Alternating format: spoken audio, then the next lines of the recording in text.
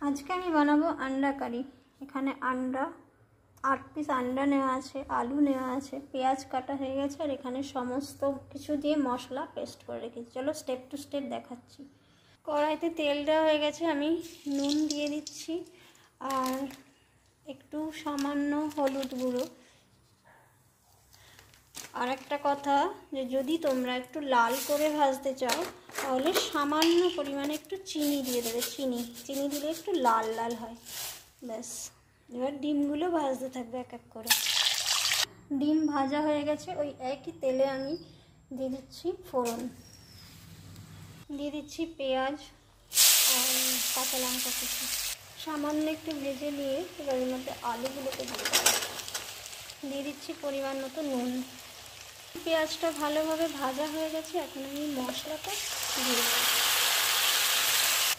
আমার তেল ছাড়তে শুরু করে দিয়েছি, আমি এক এক করে ডিমগুলো সব দিয়ে দেবো এর মধ্যে।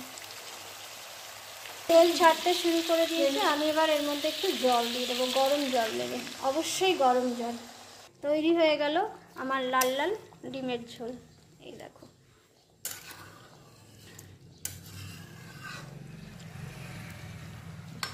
তোমরা বলো, আমি এখনো খাইনি, তোমরা দেখে বলো কেমন লাগবে খেতে, দেখে বলো কেমন লাগবে খেতে। চলো, আমার ডিমের ঝোল রেডি হয়ে গেল। তোমরা এভাবে বানাও, ট্রাই করো ঘরে, খেতে খুব সুন্দর লাগবে। ঠিক আছে, চলো টাটা, বাই বাই।